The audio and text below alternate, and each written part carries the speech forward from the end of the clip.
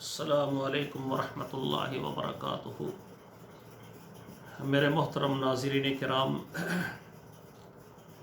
آج کی اس نشست میں میں آپ کے سامنے نفرتیں اس کا پارٹ 1 اور پارٹ 2 اور پارٹ 3 جو ہے نا آپ سماعت فرما چکے ہیں۔ آج اس کا پارٹ 4 ہے، چوتھا جو ہے نا درس ہے، ٹھیک ہے نا، یہ نفرتیں۔ تو یہ آج کا جو چوتھا پارٹس ہے یہ ہے کلاس فیلوز کے درمیان نفرتیں۔ اب دیکھیں، جو کلاس میں اسٹوڈنٹ پڑھتے ہیں ان کی تعداد 20 ہے، 30 ہے، جتنی بھی ہے، تو ایک تو جو ان کا استاذ ہے، معلم ہے، وہ شفیق ہونا چاہیے، محنتی ہونا چاہیے، جس کے ذہن میں یہ شوق ہو کہ یہ میرے 20 طلبہ ہیں، 30 ہیں،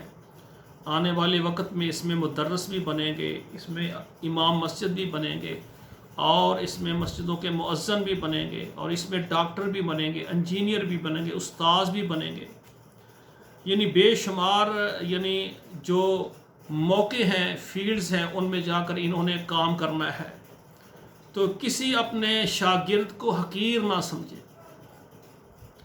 بعض بچے ایسے ہوتے ہیں جو استاذ کی آواز کو، استاذ کے لیسن کو سننے کے بعد فوراً یاد کر لیتے ہیں، بعض ہیں ان کو بار بار دہرانے سے یاد ہوتا ہے، بعض ایسے ہیں ان کو بچوں کو سبق یاد ہوتا ہے لیکن استاذ کے سامنے سنانے سے وہ ان کو بھول جاتا ہے۔ وہ کہتے ہیں یار میں نے تو کل سارا لیسن یاد کیا ہے لیکن استاذ کے سامنے مجھے وہ آ نہیں رہا، وہ اس کی آواز لرزتی ہے، اس کو بھول جاتا ہے۔ تو استاذ اس کو نفسیات میں استاذ کو چاہیے کہ استاذ غور کرے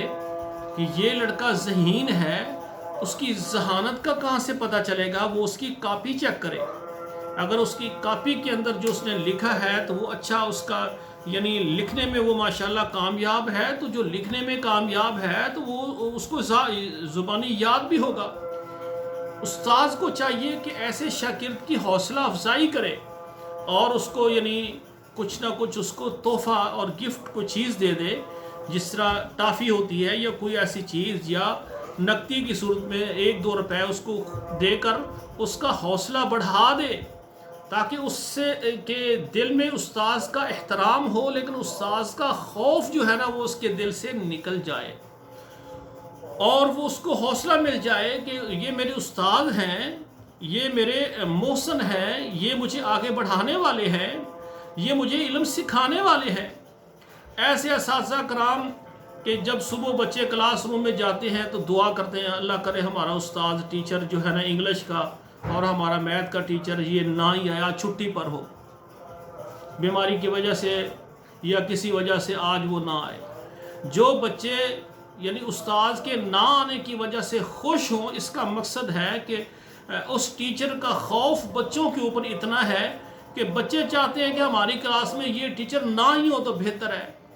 اب ٹیچر کے درمیان اور بچوں کے درمیان نفرتیں ہو گئی۔ جب اتنی نفرتیں اور پیدا ہوں گی تو پھر یہ بچے کیسے علم سیکھیں گے؟ بلکہ جتنے سبجیکٹ مشکل ہیں ان کو پڑھانے والے استاد اتنے شفیق ہونے چاہیے، مشفق ہونے چاہیے کہ وہ بچوں کے ساتھ پیار اور محبت کے ساتھ اس انداز سے پڑھائیں کہ بچوں کو سبق اسی وقت یاد ہو جائے۔ اگر پچھلا سبق سننے میں بچوں کو دشواری آ رہی ہے، بچوں کو مشکل سبق ہونے کی وجہ سے بچے نہیں سنا رہے، تو ان کی بے عزتی کرنے کی بجائے ان کی حوصلہ افزائی کرے اور ان کو دوبارہ اس سبق کو دہرا دے، پہلے اس کو دہرائے پھر اس کو سنائے۔ جو 2 لائنیں سنا دے تو اس کو کہ ماشاءاللہ سبق آپ کو یاد ہے، بس تھوڑی سی ہمت کریں، باقی وہ مقصد یہ حوصلہ افزائی سے بچوں کو آدھا یاد ہے ان کو پورا یاد ہو جائے۔ اگر بچے آدھا سبق صحیح سنا دیتے ہیں تو ان کی اتنی حوصلہ افزائی کریں کہ ان کو کہیں کہ ابھی آپ دو دفعہ ذرا رپیٹ کریں، انشاءاللہ تعالیٰ ابھی سارا یاد ہو جائے گا۔ اور بچوں کے اندر ایسی محبت پیدا کریں کہ جس بچے کو سبق نہیں آتا وہ استاذ کو پوچھنے میں کوئی پریشانی نہ ہو، اس کو مشکل نہ آئے، وہ ڈرتا آپ کے پاس نہ آئے، خوشی سے آئے کہ سر مجھے یہ لفظ نہیں آ رہا، ٹھیک ہے نا، اس کا کیا معنی ہے، اس کا مطلب کیا ہے۔ اور اسی طرح کلاس کے اندر بعض لڑکے ذہین ہوتے ہیں، بعض جو ہے نا ذہانت میں ذرا کم ہوتے ہیں، لیکن ہر بچے کا ایک مزاج ہوتا ہے۔ کلاس میں بعض بچے ایسے بھی ہوتے ہیں جو نہ کتاب لاتے ہیں اور نہ وہ سبق یاد کرتے ہیں۔ ایسے بچے بھی ہیں جو آخری درجے میں ہوتے ہیں، ایک ہوتے ہیں فرسٹ ڈویژن، ایک ہوتی ہے سیکنڈ ڈویژن، ایک ہوتی ہے تھرڈ ڈویژن، ایک ہوتے ہیں اس سے بھی نیچے، اور ایک کیا ہوتے ہیں جو گولڈ میڈل لینے والے۔ یعنی آپ دیکھیں 4-5 قسم کے جو ہے نا یہ مراتب ہوتے ہیں بچوں کے۔ تو ٹیچر کو چاہیے وہ سب کو ساتھ لے کر چلے۔ جو گولڈ میڈل لینے والے ہیں وہ اس سے بھی اونچی پرواز پر جائیں، اور جو مقبول درجے کے جس کو کہتے ہیں تھرڈ ڈویژن والے بچے ہیں ان کو یہ فرسٹ پر لے کر آئیں کہ یہ بھی ممتاز پوزیشن لیں۔ اس میں کیا ہوتا ہے، اس میں ان کی حوصلہ افزائی کریں۔ اس کا ایک طریقہ یہ بھی ہو سکتا ہے کہ ایک ڈیسک کے اندر اگر 2 بچے بیٹھتے ہیں یا قریب قریب ان کی چیئر ہیں، تو ان میں جو دائیں جانب ہے وہ بچہ ذہین بٹھائیں، اور بائیں جانب ایک بچہ جو ہے نا وہ کمزور بٹھا دیں۔ اس طریقے سے یعنی ترتیب دیں کلاس کی کہ ایک طرف ذہین ہو اور ایک طرف جو ہے نا وہ کمزور بچہ بٹھایا جائے۔ پھر جب ٹیچر یعنی سبق سننے پر آئے تو ان کو کہیں کہ ایک مرتبہ آپ دہرا لیں، اور جو ذہین بچہ ہے اس کو کہیں کہ ایک دفعہ آپ اس کو پڑھا دیں، وہ جلدی جلدی اس کو پڑھا دیں۔ پھر اس کو کہیں ایک دفعہ آپ اس سے سن بھی لیں، تاکہ اس کمزور بچے کو یاد ہو جائے۔ اور اس میں جو ذہین بچہ ہے اس کا نقصان نہیں ہے، بلکہ اس کو سننے اور دوسرے بھائی کو، دوسرے کلاس فیلو کو پڑھانے سے اس کے علم میں اضافہ ہوئے گا، اور بلکہ اس کے جو ہے نا سبق کے اندر پختگی آ جائے گی۔ پڑھنے سے زیادہ پڑھانے سے انسان کے پاس علم آتا ہے۔ تو جب وہ ذہین بچہ اپنے ساتھ والے کمزور کلاس فیلو کو پڑھائے گا، پڑھانے سے اس کو یاد بھی زیادہ ہو جائے گا، اس کا حوصلہ بھی بڑھ جائے گا، اور جو کمزور ہے جب اس کو بھی یاد ہو جائے گا تو اس کا کریڈٹ آپ اس ذہین بچے کو دیں کہ بیٹا دیکھیں آپ کو سبق یاد تھا، یہ آپ کا بھائی ہے، کلاس فیلو ہے، آپ نے اس کو یاد بھی کروا دیا ہے، آپ کو اجر بھی ملے گا، اور آپ کا سبق اور زیادہ پختہ ہو گیا ہے۔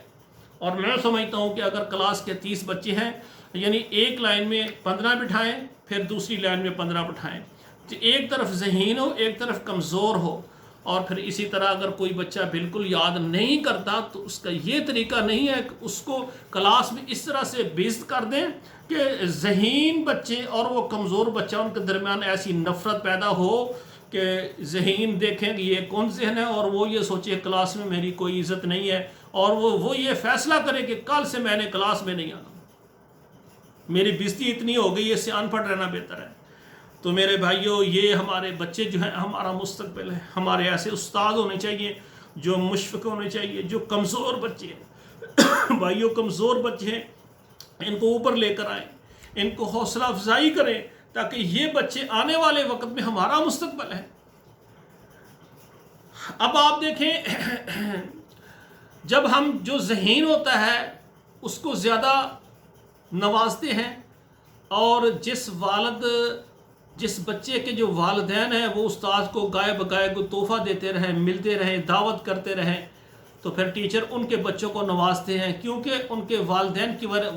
کی طرف سے استاد کے اوپر شفقت ہوتی ہے نا۔ تو اس لالچ میں کہ اس کے والدین جو ہے مجھے انہوں نے سوٹ دیا تھا، اس کے علاوہ مجھے انہوں نے دعوت دی، مجھے فلاں گفٹ دیے،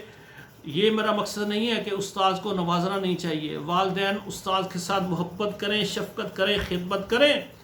لیکن اس کا یہ مقصد نہیں ہے کہ استاد اتنا لالچی ہو جائے کہ جن بچوں کے والدین گفٹ نہ دے سکیں، جو غریب لوگ ہیں جن کے پاس فیس بڑی مشکل سے ہوتی ہے، اور اس کو نظر انداز کر دے۔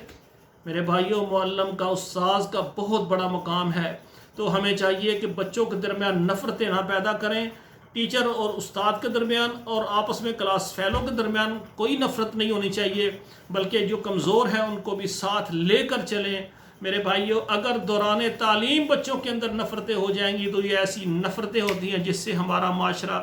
وہ جو ہے نا خوبصورتی اور ترقی کی طرف نہیں آتا، تنزلی کا شکار ہو جاتا ہے۔ تو یہ چند جو ہے نا میں نفرتوں کے عنوان پر آپ سے گفتگو کر رہا ہوں کہ اگر یہ نفرتیں دور کی جائیں تو ہمارے اندر اتفاق اور اتحاد پیدا ہو سکتا ہے۔ वस्सलामु अलैकुम वरहमतुल्लाहि वबरकातुहू।